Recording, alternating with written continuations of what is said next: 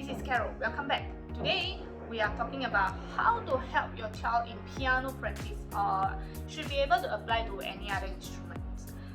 So one main thing is start at the beginning.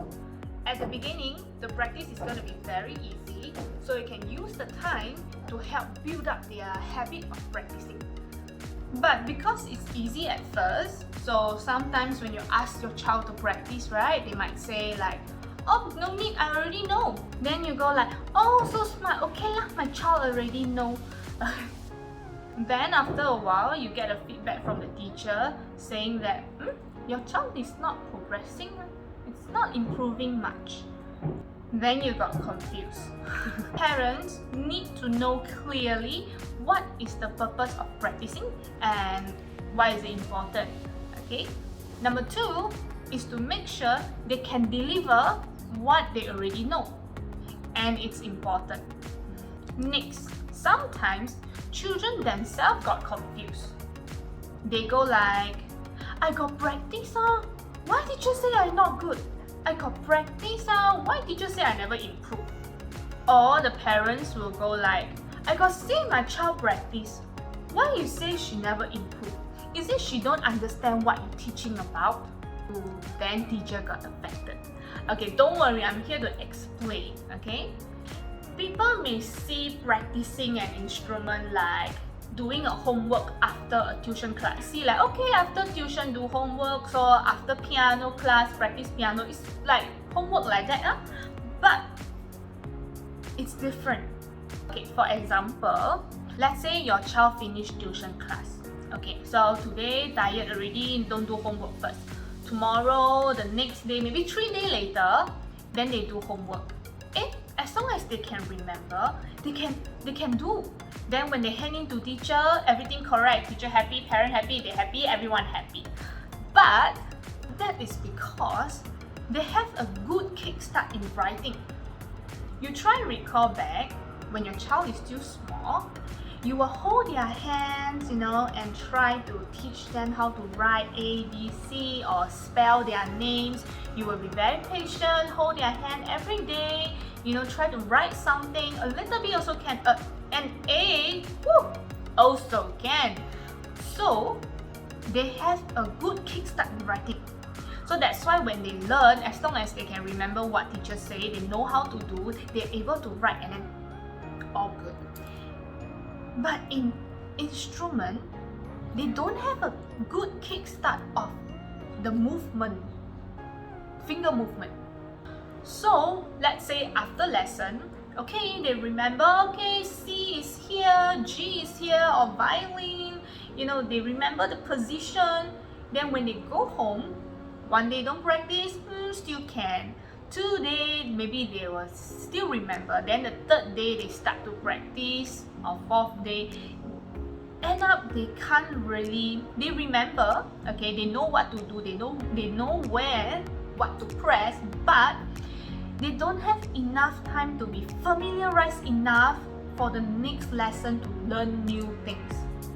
So they know what to do, but they cannot deliver. So when they go to the next class, the teacher will comment say, I'm sorry, you have to practice the same thing again, or I'm sorry, it's not working, we have to go through again because you cannot remember, you're not familiar with what you are doing, you are not familiar with the movement. Yeah. Then that's when your child start to get frustrated, start to lose interest with what he or she is doing. Okay, so an important note to highlight, they have to know how to do it so that they can continue to love what they are doing. So the last thing for today, sometimes parents have this misconception thinking like, I don't know music, I cannot help him at home, I don't know what to do. But you no need to know, relax, you no need to know what to do to help your child. See, when you send your kid to lesson, right, teacher will make sure they know how to do. Okay, they will make sure your kid know what to do today, what's the homework, what's the practice to work on to this week. Okay, so teacher will teach them so they know. When they go home, you just need to make sure you bring them to the piano, or you bring the instrument to your child, okay, those that's movable one, to make sure they follow the practice. Okay, for sure teacher will write in a notebook saying, okay, this week is what to do, where to practice. So you give the notebook, show your kid, and then your kid will know what to do. Okay, unless if your kid is like 4 years old, 5 years old, then you need a little bit more hard work. Just pretend, think like how you hold your kid hands to learn writing. It's how you're gonna be very patient and put their little hands on the piano or something and ask them to show you, like, so what teacher teach you today in school? What teacher teach you today in class? Can you share with me a tips? Do it right after the lesson, or if you have no time to do it right next day when it's still fresh in their head. If not, if they are very young, right, after like 1 day or 2, right, start flying away already. Okay, at the beginning when it's still very easy, right, one lesson the most about 15 minutes like this is enough for beginner class. So your job, you don't need to know, right, you bring your kid to the piano or the instrument, and then you open up, follow the notebook, open up and tell them, show you, okay, this is what you learned, this page is what you learned today, right? Can you show mommy how you did it in class? Something like this. Okay, so for me, I will advise all parents to just sit in the class together to know or to see, like, roughly what they're teaching. You sit behind for sure. For beginner, you can understand a little bit.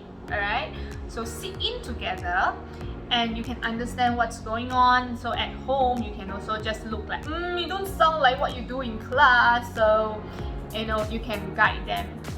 Then for parents who really cannot sit in the class, so what I do is I will record down what they have to practice, the part they have to practice, and I will send it to parents and they can check, like, same, not same, something like that.